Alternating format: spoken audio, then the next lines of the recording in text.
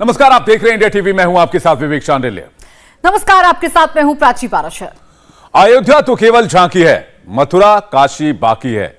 यह नारा आपको बहुत अच्छी तरह से याद होगा, और अगर नहीं है तो अब हो जाएगा, क्योंकि बाबा विश्वनाथ के काशी में जो राज सदियों से दफन था वो अब सामने आने वाला है। जी हां, ज्ञानवापी मस्जिद की वीडियोग्राफी में आड़े आने वाले हर सवाल का जवाब आज वाराणसी कोर्ट के आदेश ने दे दिया है। अब अगर एडवोकेट कमिश्नर की जांच में किसी ने भी दखल देने की कोशिश की तो वो सीधा जेल जाएगा। जांच के आड़े जो भी आएगा वो वहां से हटा दिया जाएगा। ज्ञानवापी कैंपस के कौन कौन वीडियोग्राफी कैसे कैसे यहां पर होगी, यहां तक कि जिस तहखाने में सदियों से राज दफन के दावे किए जाते हैं उसका ताला भी अब खुलेगा। और कोर्ट ने इसके लिए जिले के डीएम को भी आदेश दे दिया है और राज्य के डीजीपी को भी नजर रखने की हिदायत दी है। कोर्ट ने एकदम साफ कर दिया है कि जैसे भी हो, जो भी करना पड़े, हर हाल में 17 तारीख तक रिपोर्ट टेबल पर चाहिए।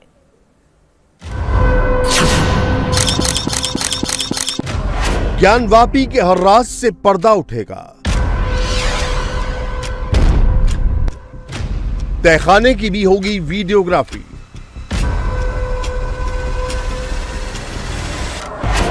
ताला खुलेगा नहीं तो तोड़ा जाएगा। जिलाधिकारी को ताला खुलवा करके तोड़वा कमीशन कार्रवाई कराए। हर हाल में इनको इस टीम को परिसर में प्रवेश कराया जाए, चाहे ताला खोलकर चाहे ताला तोड़कर। जो बीच में आएगा वो जेल जाएगा।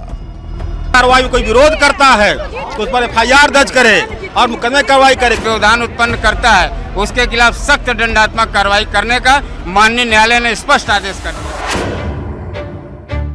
काशी की ज्ञानवापी में वीडियोग्राफी का रास्ता एकदम साफ हो गया है।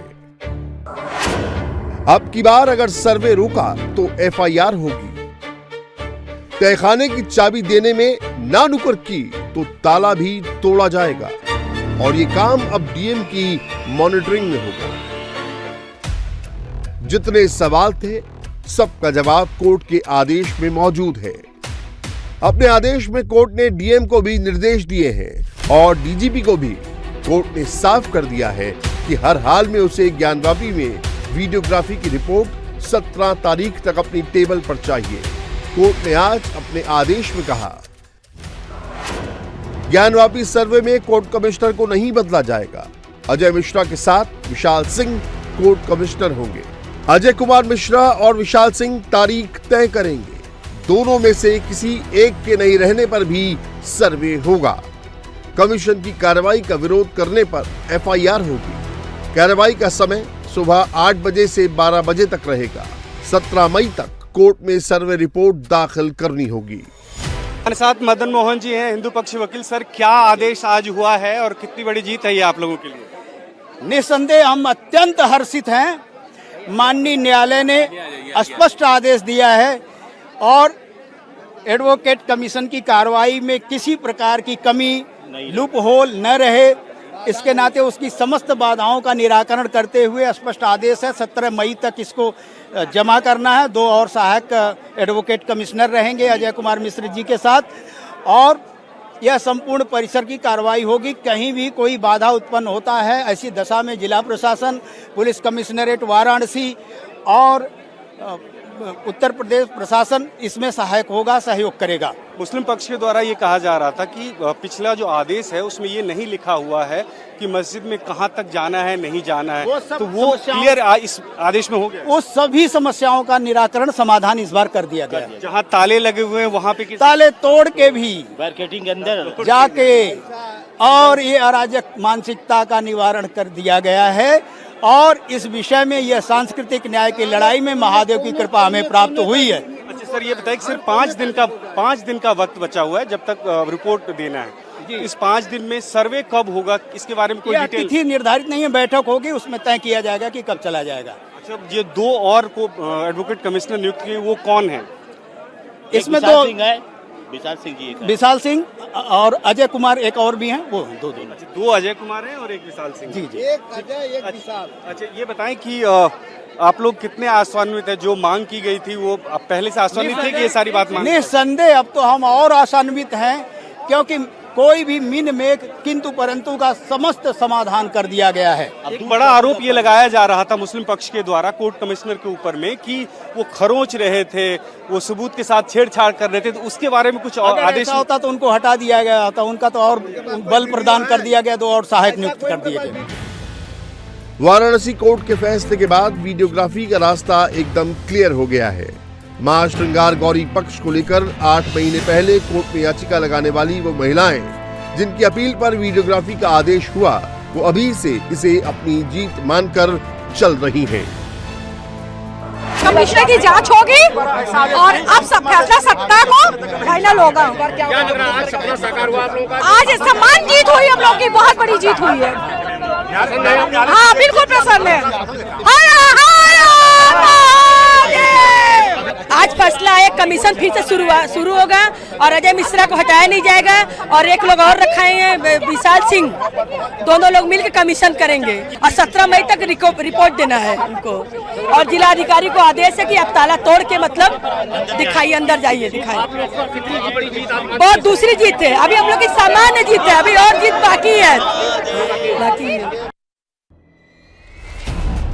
6 और 7 मई को वीडियोग्राफी के दौरान ज्ञानवापी कैंपस के बाहर हालात बिगड़े, विरोध हुआ, एडवोकेट कमिश्नर पर ही सवाल उठा दिए गए, लेकिन ऐसा इस बार नहीं होगा।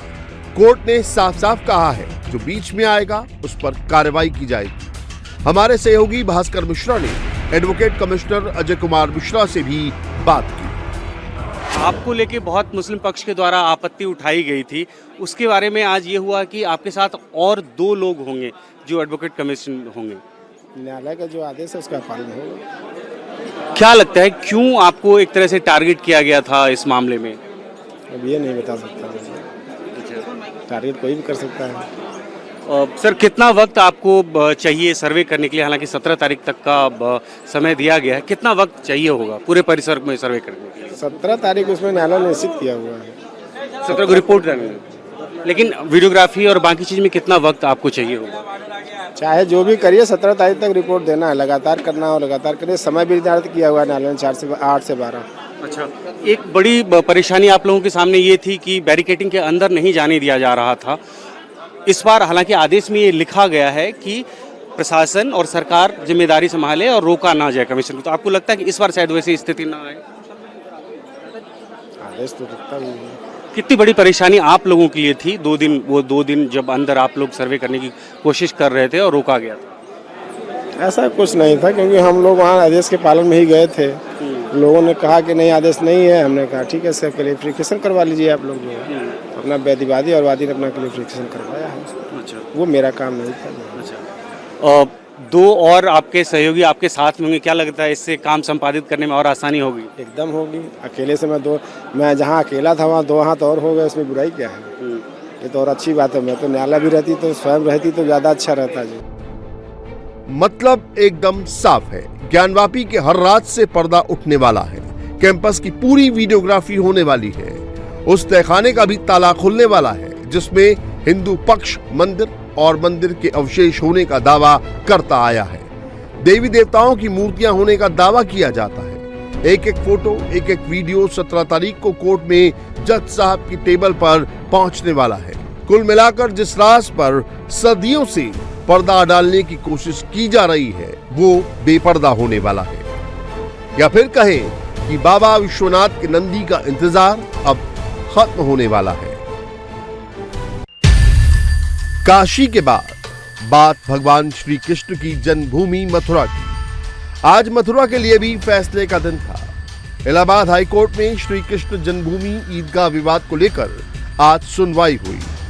कोर्ट ने आदेश देते हुए कहा कि विवाद से जुड़े मामलों को जल्द निपटाया जाए।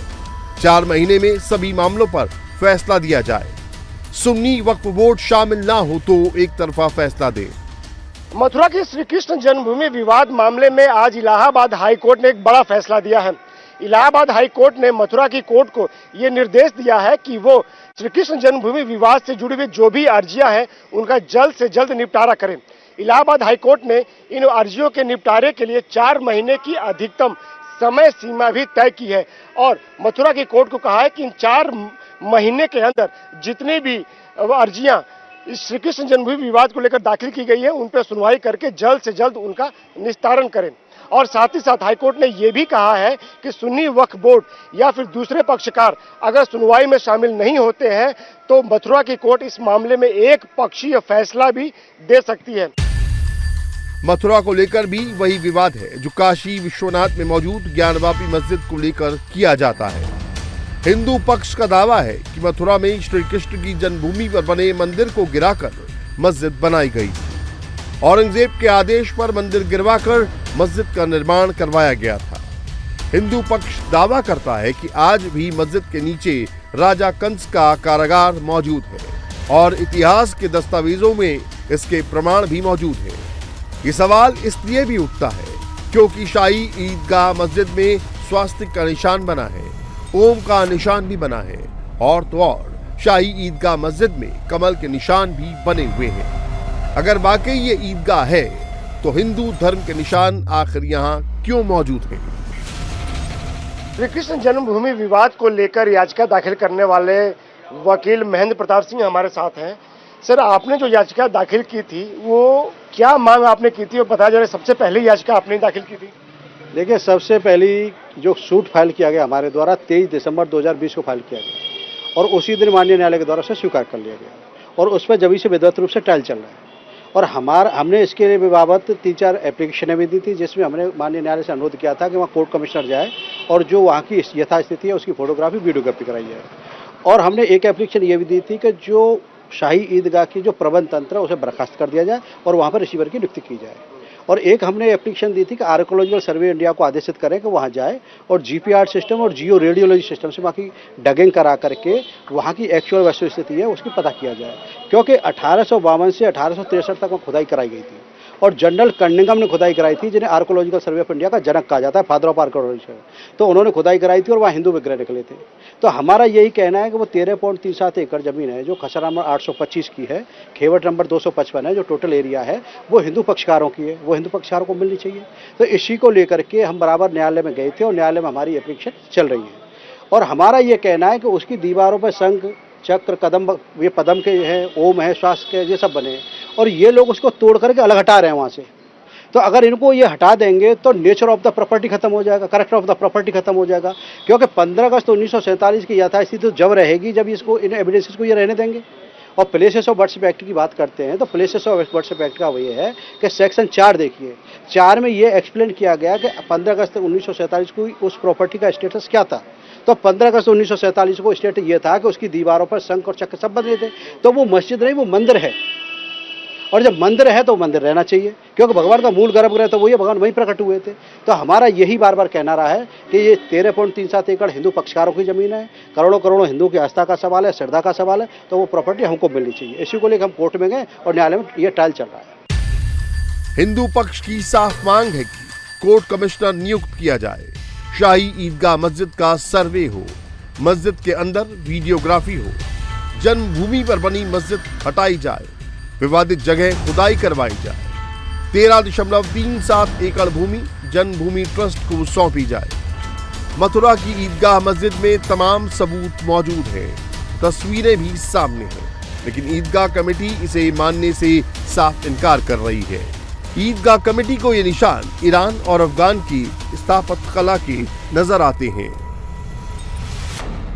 जो तस्वीरें दिखा रहे हैं और जो उन्होंने कहा है कि हमने कोर्ट के सामने भी रखे हैं, उसमें तो शेषनाग बने हुए हैं, पिलर्स पे कमल बना हुआ है, ओम लिखा हुआ है, जिसको और जो गेट जो मुख्य दरवाजे की बात कर रहे हैं कि मुख्य दरवाजा भी हिंदू मंदिरों का है। मैं एक बड़ा सम्मान के साथ आपके चैनल से ही पूछता हूं और उनसे भी कहना चाहता हूं, क्या ये संभव है किसी मस्जिद पर ओम के, शेषनाग के और कमल के पत्थर लगाए जाएं? क्या बनाने वाले बादशाह या उस वक्त के मुस्लिम धर्मगुरु को इतना ज्ञान नहीं था? ये कोरी कल्पना है। किसी चीज को आप अपनी नजर से शेषनाग बता दें या किसी को आप बता दें, आज तक तो किसी ने बताया नहीं, आज पहली बार सुनने को मिल रहा है। तो साक्ष्य तो ये है कि किस तरह से भी उसमें ऐसे डेवलप किए जाएं, ऐसी चीजें पैदा की जाएं जिससे भ्रम की स्थिति पैदा हो। फैसले का दिन आज दुनिया के 7वें अजूबे ताजमहल के लिए भी था। ताज के तेजो महल और महालय वाले दावे और तहखाने के 22 दरवाजों को खोलने वाली याचिका पर इलाहाबाद हाईकोर्ट की लखनऊ बेंच में सुनवाई हुई, लेकिन यहां कोर्ट ने याचिकाकर्ता को ही फटकार लगा दी। बीजेपी नेता डॉक्टर रजनीश सिंह की याचिका पर कोर्ट ने कहा, पीआईएल व्यवस्था का मजाक न बनाया जाए, पीआईएल का दुरुपयोग न किया जाए। ताजमहल किसने बनवाया इस पर जाकर रिसर्च करो, यूनिवर्सिटी जाओ, पीएचडी करो, तब कोर्ट आना, और अगर कोई रोके तो कोर्ट को बताना। नहीं, कमी क्या रहेगी याचिका में? कमी कोई नहीं रहेगी। आप ऑर्डर पढ़ेंगे तो आपको समझ में आएगा। कमी मेरे ख्याल से कोई कमी नहीं रह गई है। उन्होंने ये कहा कि ये इशू जो है वो एज द जजेस we can not decide this issue, the historians and the academicians should study on this and they should decide on this. Taj पर भले ही फटकार लगी है, लेकिन काशी और मथुरा का रास्ता काफी हद तक साफ हो गया है। अब ज्ञानवापी की पूरी नापी होने वाली है। कैमरा हर एंगल से शॉट बनाने वाला है, तहखाने का ताला भी खुलने वाला है, और बाबा विश्वनाथ का हर वो राज जो सदियों से दबा है वो बेपर्दा होने वाला है। इंडिया टीवी हर वक्त हर जगह डाउनलोड करने के लिए सर्च करें India TV news Google play store या ऐप स्टोर पर।